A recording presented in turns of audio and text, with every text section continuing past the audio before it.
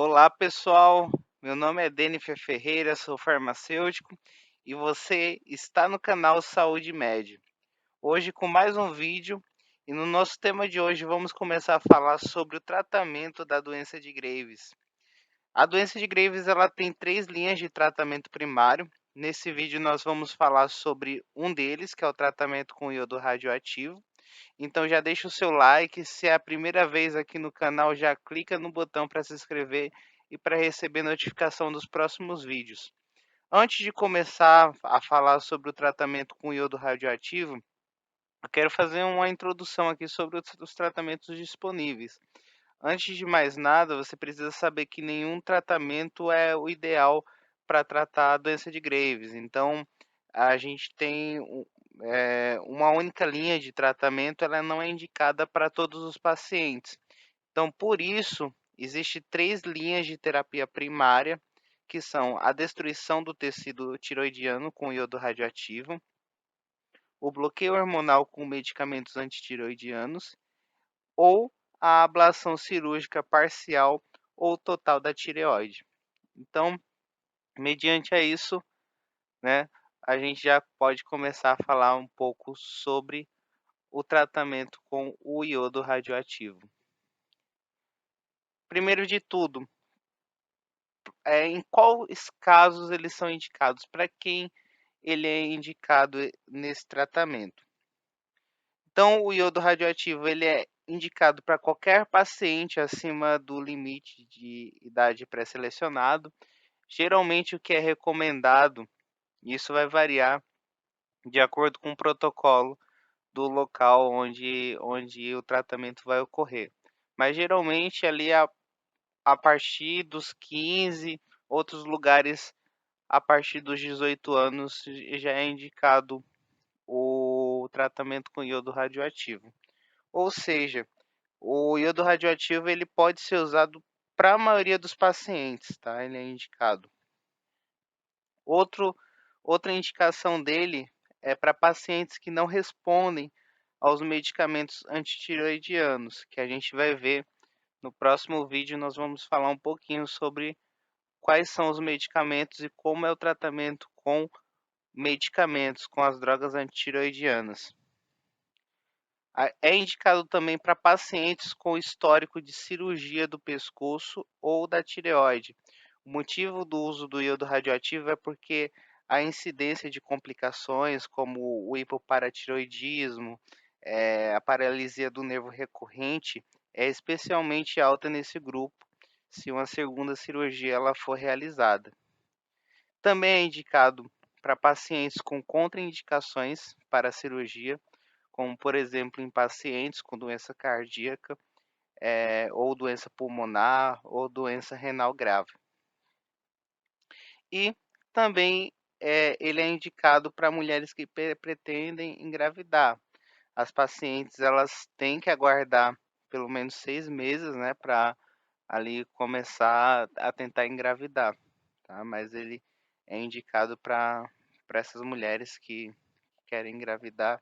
É uma terapia bastante útil. Em relação às contraindicações, o tratamento com iodo radioativo ele é contraindicado em pacientes grávidas, pacientes que estão amamentando, né, então durante a lactação, também não é indicado. Os casos de insuficiência, do iodo radioativo devido à medicação ou à doença anterior. Ou seja, a presença do iodo, ela pode bloquear de forma significativa a captação do iodo radioativo. Então, o uso de medicamentos, como por exemplo a amiodarona, ela pode inviabilizar o uso do iodo radioativo. Mesmo suspendendo o uso da amiodarona, isso pode levar de 3 até 12 semanas até o efeito do medicamento acabar. Como é um medicamento que de certa forma é essencial, e muitas vezes não dá para suspender o uso, nesses casos, geralmente a opção é utilizar os medicamentos antitireoidianos. Também ele é contraindicado em caso de suspeitas ou confirmação de tumor maligno da tireoide. Então existe casos de doença de Graves que também pode apresentar nódulos e esses nódulos eles podem ser malignos. Então qualquer paciente com doença de Graves em que um nódulo antitiroidiano, que um nódulo tiroidiano ele for detectado, talvez um tratamento cirúrgico ele pode ser uma melhor opção do que o tratamento com iodo radioativo. Também é contraindicado em pacientes menores, ali dos 15 ou até mesmo dos 18 anos, tá? Porque existe alguns estudos que eles indicam que que existe uma mortalidade ali girando em torno de 2 a 4% em crianças, que é um risco que, na minha opinião, e na opinião de muitos profissionais, acabam não compensando, né, a os benefícios comparado ao risco, né, uma mortalidade de 2%, 4% em criança é um é uma mortalidade até significativa. E também quando é contraindicado, quando existe preocupação do paciente em relação à exposição à radiação, tá. Mas aí é uma opção, às vezes o paciente ele está até ali dentro das indicações para o tratamento com iodo radioativo, mas o paciente acaba preferindo, não ter, né, esse tratamento à base de radiação. Ele fica receoso. Como é selecionado as doses de iodo radioativo que vai ser utilizada? Então existe 2 estratégias que podem ser utilizadas. A primeira administrar uma radiação ali suficiente para retornar o paciente ao eutiroidismo, que é os níveis normais de hormônio tiroidiano, mas com doses mais baixas de iodo radioativo para não induzir o hipotireoidismo, tá. E existe a outra estratégia, que é induzir o paciente ao hipotireoidismo ou até o eutiroidismo, né, eh, obviamente com doses mais altas, e evitar qualquer possível retorno do hipertireoidismo, tá, da doença de Graves ali, não ter uma remissão completa. Os médicos que acabam utilizando essa segunda estratégia, geralmente eles argumentam que dessa forma evita recorrência, né, e que o hipotireoidismo acaba sendo quase que inevitável para todos os pacientes que receberam o iodo radioativo, e isso independente de qualquer dose, seja ela mais baixa ou seja ela mais alta. Então, eles induzem já o hipotireoidismo já diretamente, e o paciente inicia ali o tratamento com a levotiroxina. Mas obviamente, né, existe os contras dessa estratégia, né. Essas grandes doses de radiação, ela pode causar uma tireoidite por radiação, que é uma inflamação ali na glândula tireoide, que é clinicamente significativa e ocasionalmente pode danificar estruturas vizinhas, tá. Então existe, eh, os benefícios e também os riscos, então deve ser considerado, né, esses 2 lados aí, para verificar o que compensa mais. Uma outra forma de melhorar o tratamento do iodo radioativo é a adição de lítio no tratamento. Embora dificilmente essa estratégia de tratamento ela seja usada na prática clínica, o iodo radioativo com o lítio é seguro e é mais eficaz do que o tratamento com iodo radioativo isolado. Muito provável porque o lítio ele causa ali maior retenção do iodo radioativo na glândula tireoide.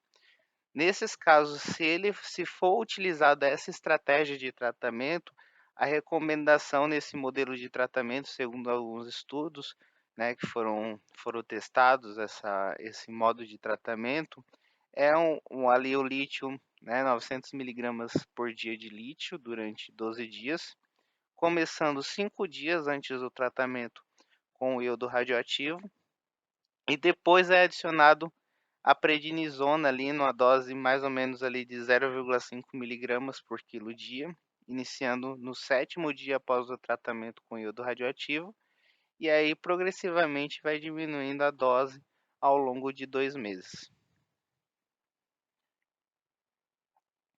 Também existe a estratégia do pré-tratamento com medicamentos antitiroidianos, né. Os pacientes, geralmente, eles são tratados diretamente com iodo radioativo após o diagnóstico, sem tratamento prévio com esses medicamentos, né, antitiroidianos. Isso, na maioria das vezes, ele é totalmente seguro e é muito comum, né, essa forma de tratamento direta nos pacientes com hipertiroidismo leve e especialmente naqueles sem problemas oculares que, na verdade, hoje em dia a gente encontra pacientes com mais, né, hipertireoidismo leve. Geralmente a gente não encontra mais aqueles pacientes, que têm, sintomas mais graves da doença de Graves, tá, do próprio hipertireoidismo.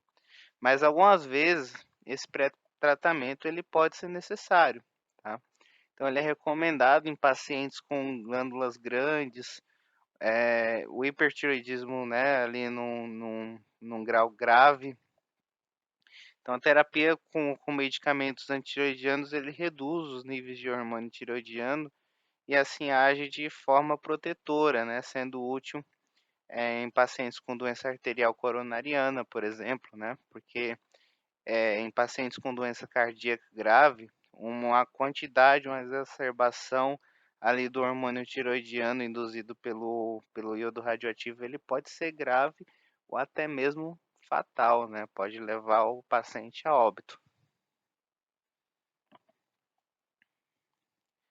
Em relação às precauções, né, de segurança após a terapia com iodo radioativo, existe alguns cuidados que devem ser feitos, tá.